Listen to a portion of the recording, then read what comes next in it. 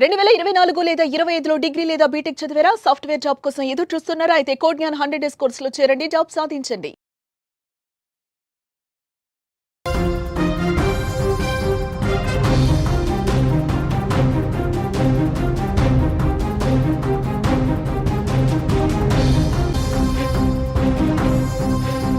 Breaking news చూస్తున్నాం. గండికోట వైష్ణవి హత్య కేసులో నిందితులెవరు?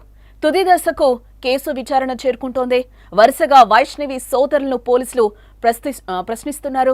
అన్ని కోణాల్లో కూడా కేసునైతే దర్యాప్తు చేస్తున్నారు. కుటుంబంలో ఏమైనా ఆస్తి తగాదాలు ఉన్నాయా అని కూడా ఆ వైపు నుంచి కూడా ఫోకస్ చేశారు పోలీసులు. సుమన్ టీవీతో ఎస్పీ సంచలన వ్యాఖ్యలే చెప్పారు. లివర్ పగిలి చనిపోయినట్టుగా వైష్ణవి వెల్లడిస్తున్నారు. కాలితో తన్నడం లేదా చేతితో బలంగా గుద్దడంతోనే వైష్ణవి మరణించింది. 100% వైష్ణవిపై అత్యాచారం జరగలేదు.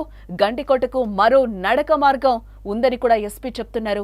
గండికోటలో వైష్ణవి బంధువులను విచారిస్తున్నామని కూడా ఎస్పీ చెప్తున్నారు. గండికోట వైష్ణవి హత్య కేసులో నిందితులెవరు? వైష్ణవి హత్య వెనుక ఏం జరిగింది? ఏ ప్రశ్నలకు చిక్కుముడి వేయటం లేదు.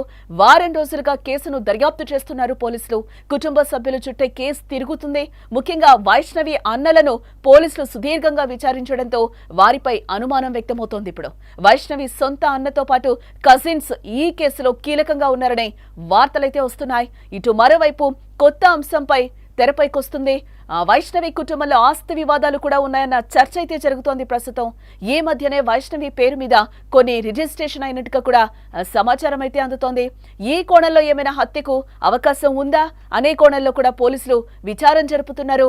ఇదే అంశంపై ఎస్పీ ఈజీ అశోక్ కుమార్ కూడా సుమన్ టీవీని ప్రశ్నించగా ఆ కోణంలో కూడా దర్యాప్తు చేస్తున్నట్లుగా ఆయన వెల్లడించారు. ఆయన ఏమన్నారు ఒకసారి వినే ప్రయత్నం చేద్దాం. ఆస్తి విషయంలో కూడా అయి ఉండొచ్చు అనే ఇది ఉంది సార్. ఏమన్నా ఆ ప్రాపర్టీస్ సంబంధించి ఏమైనా ఎవిడెన్సెస్ వెరిఫై చేస్తా ఉన్నాం. అమ్మాయికి సంబంధించి కుటుంబంలో ఏమైనా తగాదాలు ఉన్నాయా, ఆస్తులకు సంబంధించిన తగాదాలు ఉన్నాయా, ఈ ఆస్పెక్ట్స్ లో కూడా వెరిఫై చేస్తాను.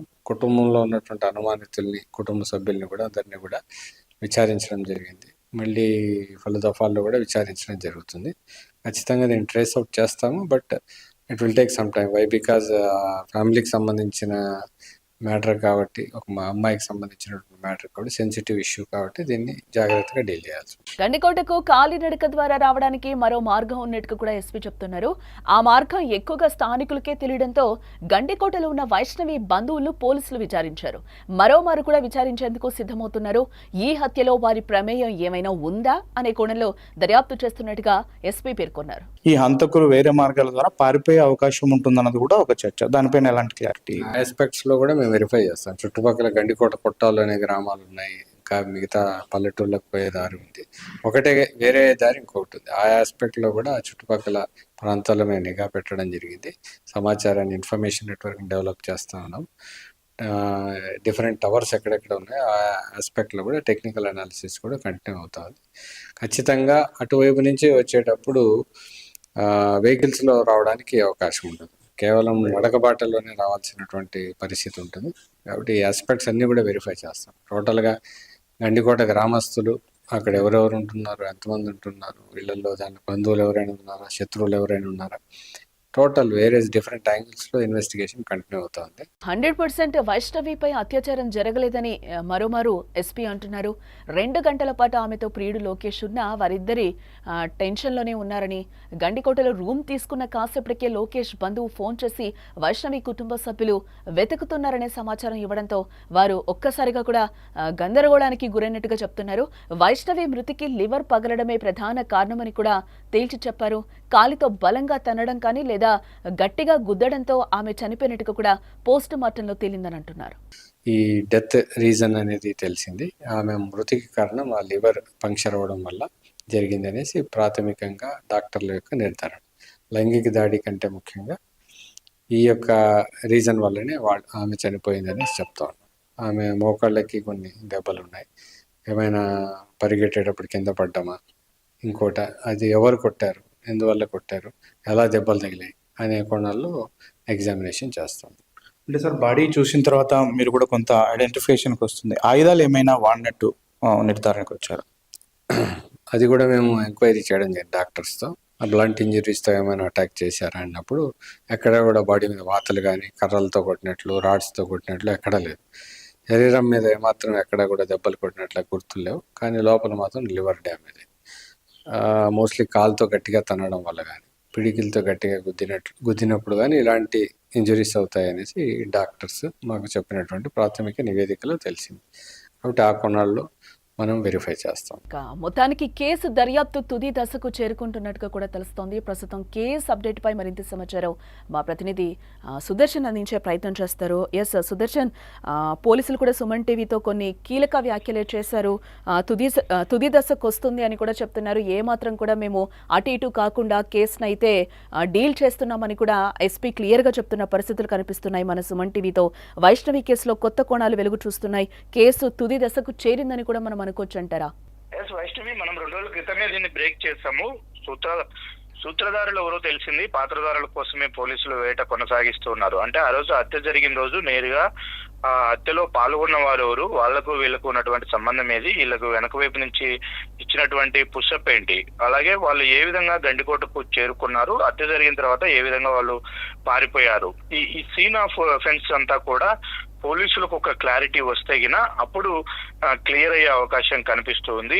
ఎందుకంటే ఇప్పుడు లోకేష్ కు క్లీన్ చిట్ ఇచ్చారు, అలాగే థర్డ్ పర్సన్స్ యొక్క పాత్ర ఉండడానికి లేదు అంటూ కూడా నిన్న ఎస్పీ డైరెక్ట్ గానే చెప్పాడు. ఎందుకంటే ఏదో ఆకతాయిలో గంజాయి బ్యాచ్ అయితే అత్యాచారానికి పాల్పడే అవకాశం ఉంటుంది, అలాగనే ఉన్న దొంగతనానికి పాల్పడిన వాళ్ళ అంటే ఆ థెఫ్ట్ యాంగిల్ కూడా ఏమీ లేదు. కాబట్టి ఇది పరువు హత్య కారణమై ఉండొచ్చు, కుటుంబ సభ్యులే ఇందులో పాత్ర ఉండొచ్చు అంటున్నారు. అయితే ఎవరు చేశారు ఏంటి అన్నది, ఇప్పుడు కుటుంబ సభ్యులు అందరూ కూడా ఆయా ప్లేసుల్లో ఉన్నారు, వాళ్ళకి సంబంధించినటువంటి లొకేషన్స్ ఉన్నాయి, సీసీ ఫుటేజ్లు కొంతవరకు ఉన్నాయి. కాకపోతే ఎవరు పాల్గొన్నారు, అంత దారుణంగా వైష్ణవిని చంపింది ఎవరు అనే దానిపైనే జరుగుతూ ఉంది. అయితే నిన్న కీలకమైనటువంటి 2 ఫోన్ కాల్స్ లిస్ట్ బయటకు వచ్చింది. అది సుమన్ టీవీ ఎక్స్క్లూజివ్ గా అందిస్తూ ఉంది. ఒకతను తోట సుబ్రహ్మణ్యం, ఇతను గండికోట వాసి అయినటువంటి సుబ్బయ్య అనే వ్యక్తికి 12 సార్లు కాల్ చేశాడు. అది కూడా కేవలం వైష్ణవి ఎప్పుడైతే 12 గంటల నుంచి 1 గంట మధ్యలో వైష్ణవి హత్యకు గురై ఉంటుంది అని పోలీసులు భావిస్తున్నారో ఆ గంట వ్యవధిలోనే తోట సుబ్రహ్మణ్యం నుంచి సుబ్బయ్యకు 12 సార్లు కాల్ వచ్చింది. సుబ్బయ్య అనే వ్యక్తి గండికోటలోనే ఉంటాడు, ఇతను స్థానికుడు. తోట సుబ్రహ్మణ్యం ఎవరంటే వైష్ణవి తండ్రి తరపున 4 అన్నదమ్ములు, వాళ్ళల్లో 2వ అన్న ఎర్రగుంట్లలో ఉంటాడు, ఆయనకు ఎలాంటి సంబంధం లేదు. 3వ అన్న కుమార్తె భర్త, అంటే ఇతను బావ వరుస అవుతాడు వైష్ణవికి, వాళ్ళ పెదనాన్నకు అల్లుడైతాడు. ఇతను హైదరాబాద్ లో సాఫ్ట్వేర్ ఎంప్లాయ్ గా పనిచేస్తూ ఉన్నాడు. ఇతని దువ్వూరు మండలం అని చెప్తూ ఉన్నారు. ఇతను ఆ టైంలో సుబ్బయ్యకు కాల్ చేయాల్సినటువంటి అవసరం ఏంది? మనం ఇంకొక క్లూ కూడా 2 రోజుల క్రితమే సేకరించాము. ఏంటంటే లోకేష్ వైష్ణవిని కోటగుమ్మం దగ్గర వదిలేసి వచ్చేటప్పుడు ఎదురుగా ఒక బైక్ వచ్చింది సీసీ ఫుటేజ్ లో. ఆ బైక్ లో వాళ్ళు ఆరా తీసింది ఏంటి, ఎవరు అతను అని మనం గ్రామంలో విచారించుకున్నప్పుడు అతని పేరు సుబ్బయ్య, అతను స్థానికుడు. వైష్ణవిని అక్కడ దింపి వెళ్లే ప్రయత్నంలో లోకేష్ ఇక్కడ నుంచి బస్సు ఎన్ని గంటలకు ఉంటుంది అని అతన్ని అడిగాడు. 6 గంటలకు బస్సు ఉంటుంది అన్నారు. అప్పుడు లోకేష్ కొంత ధైర్యంగా 6 గంటలకు ఆ బస్ ఎక్కి నువ్వు వచ్చేయని వైష్ణవికి చెప్పి తను రిటర్న్ అయ్యాడు. కాబట్టి ఇవన్నీ కూడా కొంత సింక్ అవుతున్నాయి. ఎందుకు అతను ఆ టైంలోనే 12 సార్లు కాల్ చేయాల్సి వచ్చింది? ఓకే, బహుశా వాళ్ళు బంధువులు ఫ్రెండ్స్ అయితే ఒకసారి కాల్ చేస్తారు, మాట్లాడుకునేస్తారు. ఆ కాల్ లో కూడా కొంత దుప్పటి రెడీ చేశాను అన్న ఒక 2 వర్డ్స్ అయితే వినిపించినట్టుగా తెలుస్తూ ఉంది. కాబట్టి వీటన్నిటి కూడా చూడాలి. వైష్ణవి మృతదేహం పక్కన ఒక దుప్పటి లభించింది. చివరికి పోలీసులు ఆ మృతదేహాన్ని గుర్తించిన సమయంలో ఆ దుప్పటిలోనే చుట్టుకొని బాడీని పోస్ట్ మార్టం నిమిత్తం జమ్మలమడుగు ఆసుపత్రికి తీసుకొచ్చారు అని చెప్తూ ఉన్నారు. కాబట్టి ఏంటి దానికి కారణం ఏంటంటే గొంతు నులిమి చేశారా, లేకంటే ఆ దుప్పటి అక్కడ ఎందుకు ఉంది, ఒక సీన్ క్రియేట్ చేయడం కోసమే ఇదంతా చేశారా అనే కోణంలో ఇదొక లీడ్ అయితే మనకు స్పష్టంగా దొరుకుతూ ఉంది. అంతేకాకుండా ఆస్తి విషయాలపైన కూడా కొంత ఉంది. ఎందుకంటే కుటుంబంలో ఉన్నటువంటి ఒక్కొక్కరి పాత్ర బయటకు వస్తూ ఉంది. ఇప్పుడు 3వ పెదనాన్నైనటువంటి అల్లుడు దీంట్లోకి ఎంటర్ కావాల్సిన అవసరం ఏముంది? అలాగే ఇప్పుడు ఆల్రెడీ వాళ్ళ కజిన్ బ్రదర్స్ ఇద్దరు కూడా ఇందులో వాళ్ళకు మీద కూడా అనుమానాలు వస్తూ ఉన్నాయి. అలాగే వైష్ణవి తల్లి మీద కూడా కొన్ని అనుమానాలు వస్తున్నాయి. అంటే ఇదంతా కుటుంబం మొత్తానికే తెలిసి జరిగిందా ఏంటి అంటే దీంట్లో ఏమన్నా ఆస్తి విషయాలు తగాదాలు ఉన్నాయన్న కోణంలో కూడా మేము ఎంక్వైరీ చేస్తున్నామని ఇప్పటికే ఎస్పీ సుమన్ టీవీకి చెప్పడం జరిగింది. కొద్ది రోజుల క్రితమే అంటే వైష్ణవి అమ్మమ్మ, ఆమెకు వైష్ణవి అమ్మ ఒకటే, వైష్ణవి ఒకటే ఆడపిల్లలు కాబట్టి తనకున్నటువంటి ఆస్తి అంతా కూతురు తరపున కూతురు అంటే మనమరాలికి ఏకైక మనవరాలు కాబట్టి ఆమెకు చెందాలి, ఆమెకు ఇస్తే బాగుంటుందన్న ఉద్దేశంతోనే వైష్ణవి అమ్మమ్మ కొన్ని ఆస్తులను వైష్ణవి పేరుతో ఈ మధ్య రిజిస్టర్ చేసినట్టుగా తెలుస్తుంది. అందులో ప్రొద్దుటూరులో ఉన్నటువంటి ఇప్పుడు వాళ్ళ నివాసం ఉంటున్నటువంటి ఇల్లు కూడా వైష్ణవి వాళ్ళ అమ్మమ్మదే, వైష్ణవి పేరుతో ఉంది. అలాగే పులివెందుల్లో కూడా కొంత ల్యాండ్స్ వైష్ణవి పేరుతో రిజిస్టర్ అయ్యాయి అంటున్నారు. వాటి మీద కూడా మనం ఆరా తీసే ప్రయత్నం చేస్తూ ఉన్నాము. అన్ని ప్రాపర్టీస్ అన్ని కూడా వైష్ణవి పేరుతో ఎక్కువ మొత్తంలో ఉన్నాయి. సరే ఉంటే ఏమైంది, తమ కూతురే కదా పెళ్లి చేసినప్పుడు ఇంకొకప్పుడు ఉపయోగపడతాయి అనడానికి ఇక్కడ ఇంకొక లాజిక్ కూడా ఉంది. వైష్ణవి ఇప్పుడే 17 ఏళ్ళు ఉన్నాయి, ఇంకొక 1 year అయితే ఆ అమ్మాయి మేజర్ అవుతుంది. ఇదే ప్రేమ వ్యవహారం నడుస్తూ మేజర్ అయిన తర్వాత లోకేష్ తోగిన వెళ్ళిపోతే అమ్మాయి తన ఇష్టానుసారం ప్రేమించి పెళ్లి చేసుకుంటే మాత్రం మేజర్ అవుతుంది. కాబట్టి అప్పుడు ఎవరు కూడా ఆ అమ్మాయిని తప్పుపట్టడానికి ఉండదు, లీగల్ గా కూడా ప్రాబ్లం ఉండదు వాళ్ళకు. ఆ సమయంలో తన పేరుతో ఉన్నటువంటి ఆస్తులన్నీ కూడా తను గెయిన్ చేసుకోగలిగితే మన పాప మన మాట వినకుండా వెళ్ళి ఒకరిని ప్రేమించి పెళ్లి చేసుకోవడమే కాకుండా ఆ అమ్మాయికి హ్యాపీగా బతకడానికి ఆస్తులన్నీ మనమే సమకూర్చినట్టు అవుతుంది అన్న కోణంలో కూడా ఒకవేళ కుటుంబ సభ్యులు ఆలోచించి ఉండవచ్చేమో. కాబట్టి ఆ ఆస్తి అంతా కూడా అటు వెళ్తుందన్న కోణంలో కూడా కొంత అంటే సుదర్శన్ ఇక్కడ మనం కూడా ఇంకొకటి ఆలోచించాలి. ఎందుకనంటే వాళ్ళ పేరెంట్స్ తో మీరు ఇంటర్వ్యూ మన సుమన్ టీవీకి వాళ్ళు ఇచ్చిన ఇంటర్వ్యూలో కూడా వాళ్ళ మదర్ కూడా ధీమాగా మాట్లాడిన పరిస్థితి అయితే మనకి కనిపించింది. మా పిల్లని మేమే చంపుకుంటామా అని కూడా తనకింత మా పిల్లలే ఎందుకు చంపుతారు కొడుకులే అని కూడా ఆమె క్లియర్ గా మాట్లాడిన పరిస్థితులు అయితే కనిపిస్తున్నాయి. అందులో ఆమె ఫస్ట్ నుంచి చెప్తున్నది కూడా అత్యాచారం చేసే నా కూతుర్ని చంపారు అని కూడా చెప్తున్న పరిస్థితి కనిపిస్తుంది. ఈ రోజు యాంగిల్ మొత్తం పోలీసులు కూడా ఒక అంచనాకు వచ్చిన పరిస్థితి కనిపిస్తుంది. వాళ్ళు కూడా మనతో మాట్లాడినప్పుడు ప్రాపర్టీస్ కి సంబంధించి కూడా మేము ఎంక్వైరీ చేస్తున్నాం, ఆ యాంగిల్లో కూడా విచారిస్తున్నామని కూడా చెప్తున్నారు. లోకేష్ కాదు, సుపారీ కాదు, గంజాయి బ్యాచ్ కాదు అనేది కూడా వాళ్ళు క్లియర్ గా ఎవిడెన్స్ చూపిస్తున్న పరిస్థితి అయితే కనిపిస్తుంది. ఈ కథ అంతా మళ్ళీ అన్నల చుట్టూనే తిరుగుతుందని అనుకోవచ్చు అంటారా? అన్నల చుట్టూనే తిరుగుతుంది. వాళ్ళు 2 రోజులుగా ఇంట్రాగేషన్ ఎదుర్కొంటూ ఉన్నారు. ఇప్పుడు ముగ్గురు కూడా పోలీసుల అన్ని కోణాల్లో కూడా ఇంట్రాగేషన్ చేస్తూ ఉన్నారు. వాళ్ళకు దొరికినటువంటి క్లూస్ అన్నిటినీ వీళ్ళ ద్వారా క్రాస్ చెక్ చేసుకుంటూ ఉన్నారు. ఇంకొకటి వైష్ణవి మదర్ మొదటి నుంచి కూడా అత్యాచారం జరిగింది అని చెప్పడానికి అక్కడ ఒక సీన్ క్రియేట్ అయింది. అమ్మాయికి కొన్ని చోట్ల గాయాలు ఉన్నాయి, అలాగే మోకాళ్ళ పైన కూడా అంటే బరుకుపోయినట్లు కూడా ఉన్నాయి. అవి అమ్మాయి వీళ్ళు చంపే ప్రయత్నంలో తరమడం వల్ల పారిపోవాలన్న ఉద్దేశంతో పడిపోయి ఉండొచ్చు అని కూడా ఎస్పీ చెప్తూ ఉన్నారు. అలాగే బట్టలు తీసేసి ఉన్నాయి. అమ్మాయి ఒక ఘోరమైన స్థితిలో మా అమ్మాయిని చూసి మా వాళ్ళే తట్టుకోలేకపోయారు అంటున్నారు. సీన్ లేకి మదర్ వెళ్ళలేదు, ఆమె డైరెక్ట్ ఇక్కడికే వెళ్ళింది. జమ్మలమడుగు ఆసుపత్రికి తరలించిన తర్వాత మృతదేహము అక్కడికి వెళ్ళింది. కాబట్టి అంటే ఇదొక అత్యాచారం చేసి హత్య చేసి ఉంటారు అనే యాంగిల్లోనే అక్కడ సీన్ అంతా కూడా క్రియేట్ అయింది. దాన్నే వీళ్ళు బాడీని కూడా చూడక ముందే ఆమె తల్లి ఈ విధంగా కామెంట్ చేశారు. అంటే అప్పటికి ఏం జరిగింది కూడా పోలీసులకే క్లారిటీ లేదు, పోస్ట్ మార్టం జరగలేదు, అప్పటికి అసలు అత్యాచారం జరిగిందా లేదా అని ఆమె అంత స్పష్టంగా చెప్పడం వెనక కూడా అంటే ఈ స్కెచ్ ముందే వీళ్ళకి తెలుసా, ఈ విధంగా చేసి ఉంటారు అనేది తెలుసా అన్నది కూడా అనుమానం వ్యక్తం చేస్తూ ఉన్నారు. ఏదేమైనప్పటికీ ఎవరైతే చనిపోయారో వాళ్ళ తరపు బంధువులే కాబట్టి ఇంట్రాగేషన్ ఎదుర్కొంటుంది. మేము ఆచితూచి వ్యవహరించాల్సి ఉంటది, వాళ్ళ వైపు నుంచి ఎటువైపు మేము కొంత స్పీడ్ గా యాక్టివిటీ చేయడానికి ఉండదు. ఖచ్చితంగా మా దగ్గర పక్కా ఎవిడెన్స్ ఉన్నప్పుడే వాళ్ళను విచారిస్తాము, వాళ్ళ పాత్రను తేలిన తర్వాతే వాళ్ళపైన మేము చర్యలు తీసుకోగలుగుతాము అని చెప్పి పోలీసులు చెప్తున్నారు. అందుకే ఆలస్యం కూడా ఎక్కువ అవుతూ ఉంది. థర్డ్ పర్సన్స్ ఇంకొకరు ఎవరన్నా అయితే వాళ్ళని గుర్తించిన తర్వాత వెంటనే వాళ్ళ నుంచి నిజం కక్కించడం పోలీసులకు పెద్ద విషయం కాదు. కాకపోతే ఇక్కడ కుటుంబ సభ్యులే కాబట్టి వాళ్ళను ఎంక్వైరీ చేయడంలో కొంత ఎమోషన్స్ ఉంటాయి. వాటన్నిటిని కూడా క్యారీ చేస్తూ జాగ్రత్తగా ఎంక్వైరీ చేయాలి కాబట్టి ఆలస్యం అవుతుంది.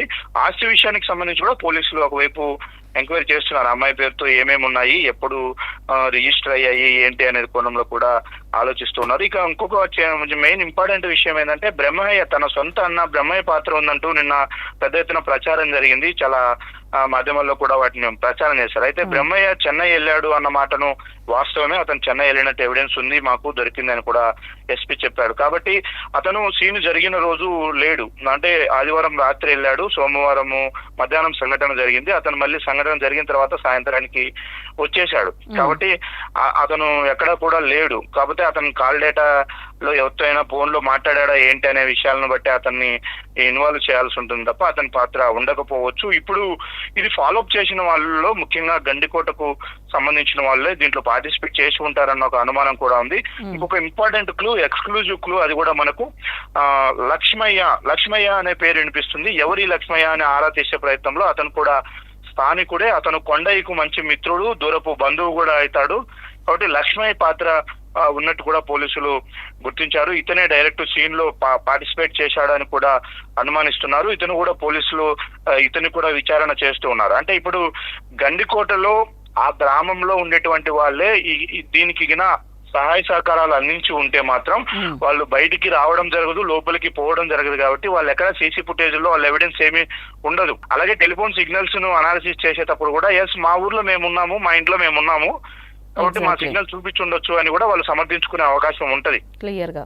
కాబట్టి ఈ రెండు ఎవిడెన్సెస్ లేకుండా వాళ్ళను విచారించడం కొంత పోలీసులకు కష్టమవుతుంది. వాళ్ళగా సహకరిస్తే తప్ప కాదు. కాబట్టి ఇప్పుడు గండికోట వాసి అయినటువంటి సుబ్బయ్య ఒకరు, లక్ష్మయ్య ఒకరు, వీళ్ళిద్దరు మీద కూడా ఎక్కువగా పోలీసులు అనుమానిస్తున్నారు. వాళ్ళిద్దరూ కూడా ఇప్పుడు ఇంట్రాగేషన్ ను ఎదుర్కొంటూ ఉన్నారు. అసలు ఆ తోట సుబ్రహ్మణ్యం అనే వ్యక్తి నుంచి అన్నిసార్లు నీకు ఎందుకు కాల్ వచ్చింది, ఆ కాల్లో ఏం మాట్లాడారు ఏంటి అనేది.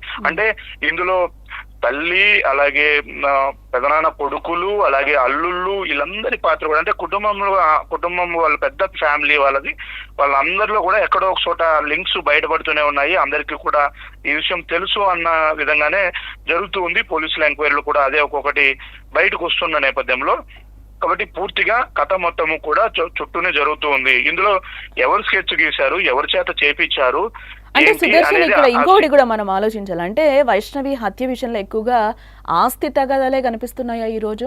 ఇప్పుడైతే ప్రధానంగా అవే తెరపైకి వస్తూ ఉన్నాయి. ఎందుకంటే పరువు హత్య అనే విషయంలో ఇంతమంది ఇన్వాల్వ్ అవ్వాల్సినటువంటి అవసరం ఉండదు. ఒకవేళ పరువు హత్య అయితే లొకేషన్ కూడా టార్గెట్ చేసే అవకాశం ఉంటుంది.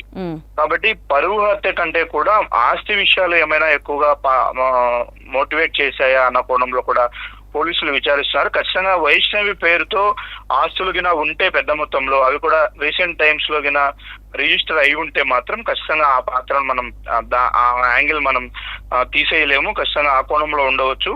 కాకపోతే వైష్ణవిని చంపేయడం ద్వారా ఆస్తులు ఎవరు గెయిన్ చేసుకుంటారా అనేది కూడా మనం ఆలోచించాల్సినటువంటి విషయం. వాళ్ళకి కాకుండా పోతాయి. అంటే వైష్ణవి ఒకవేళ చంపేస్తే వైష్ణవి పేరుతో ఉన్నటువంటి ఆస్తులు ఎవరికి వస్తాయి? తన సొంత అన్నదమ్ములకు వస్తాయి, తన సొంత తల్లిదండ్రులకు వస్తాయి. కాబట్టి వైష్ణవికి ఒక అన్న ఉన్నాడు, ఒక తమ్ముడు ఉన్నాడు. అన్నకు సంబంధించి కూడా కొంత అనుమానాలు వస్తున్నాయి. బ్రహ్మయ్య అతను చెన్నై వెళ్ళాడని చెప్తూ ఉన్నారు. కాబట్టి ఎక్కువ మోటివ్ ఉంటే వాళ్ళ సైడ్ నుంచి ఉండాలి ఆస్తి విషయం అయితే. అంటే ఫైనల్ గా ఒక్కటి చెప్పండి సుదర్శన్, అంటే ముగించే ముందు ఒక్క మాట, అంటే కుటుంబ సభ్యుల్ని మళ్ళీ విచారించే అవకాశాలు కనిపిస్తున్నాయా? పోలీసులు ఏంటిది తొందరగా కొలిక్కొచ్చే అవకాశాలు కనిపిస్తున్నాయా వైష్ణవి హత్యకు సంబంధించి? ఏంటి ఇక్కడ మోరోవర్ ఒక ఇంపార్టెంట్ ఇష్యూ ఏంటంటే క్లూస్ లేవు, ఎక్కడ కూడా ఎవిడెన్సెస్ లేవు. ఎలాంటి ఎవిడెన్సెస్ అంటే స్పాట్ ఇక్కడ జరిగింది ఎగ్జాక్ట్లీ ఈ విధంగా తీసుకెళ్లారని, అక్కడ ఎలాంటి చిన్న క్లూస్ కూడా లేవు. ఆ క్లూస్ ఉంటే ఫోరెన్సిక్ కు పంపిస్తారు, వాటి మీద ఫింగర్ ప్రింట్స్ తీస్తారు, ఇవన్నీ కూడా కొంత టాలీ చేసుకునే అవకాశం ఉంటది. ఆ క్లూస్ లేకుండా చేశారు. అలాగే వీళ్ళు ఎగ్జిట్ అయినటువంటి గండికోట నుంచి ఎవరైతే హంతకులు ఉన్నారో వాళ్ళు పారిపోయినటువంటి దారిని కూడా ఫైండ్ అవుట్ చేయలేకపోతున్నారు. ఎందుకంటే ఇంకొక దారి ఉంది, ఆ దారి మార్గంలో కాలినడకన వెళ్ళి ఉంటే మాత్రం గుర్తించడం కష్టం, దానికి ఎవిడెన్సెస్ క్రియేట్ చేయడం కష్టం. కాబట్టి అందుకు ఆలస్యం అవుతుంది. ఒకటి, ఫ్యామిలీ మెంబర్స్ ను విచారించేటప్పుడు ఆచితూచి విచారించాలి. ఒకవేళ ఫ్యామిలీ మెంబర్స్ పాత్ర లేదు అనికిన సర్టైన్ ఎంక్వైరీ ముందుకు వెళ్ళిన తర్వాత మాత్రం తెలిస్తే అది అందరికీ కూడా పశ్చాత్తాపడాల్సినటువంటి విషయం. ఎందుకంటే వాళ్ళు మా అమ్మాయి చనిపోయింది, మా అమ్మాయిని చంపేశారు, ఇట్లా మా అమ్మాయి కనిపించట్లేదని కంప్లైంట్ ఇచ్చిన వారిని ఈ విధంగా పోలీసులు ఇది చేస్తే రేపు వాళ్ళ పాత్ర లేదంటే మాత్రం అది మరి పెద్ద ఇష్యూ అవుతుంది. కాబట్టి ఆ కోణంలోనే ఎక్కువ పోలీసులు జాగ్రత్త తీసుకుంటున్నారు. అందువల్ల డిలే అవుతుంది తప్ప కేసులో మాత్రం ఎక్కడ డైవర్షన్ లేదు, ఎక్కడ కన్ఫ్యూజన్ కూడా లేదు. చాలా క్లారిటీగానే పోలీసులు విచారణ ముందుకు సాగుతుంది. కాకపోతే టైం తీసుకుంటున్నారు. వాళ్ళు 1-2 సార్లు క్రాస్ చెక్ చేసుకుంటూ ఉన్నారు. ఏ కుటుంబ సభ్యున్ని అనుమానించినా కూడా అది పూర్తి ఎవిడెన్సెస్ తో ఆధారపూర్వకంగానే వాళ్ళను అనుమానించాలి, విచారించాలి. ఆ విచారణలో పోలీసులు చూపించే ఎవిడెన్స్ ను బట్టి వాళ్ళగా ఒప్పుకోవాలన్న కోణంలోనే ఈ ఎంక్వైరీ అంతా కూడా సాగుతుంది. రైట్ సుదర్శన్, మరిన్ని అప్డేట్స్ కోసం మళ్ళీ మిమ్మల్ని కాంటాక్ట్ చేస్తాం. సుమన్ టీవీలో మీ పర్సనల్ అండ్ బిజినెస్ ప్రమోషన్స్ కోసం కింది నెంబర్కి కాంటాక్ట్ చేయండి.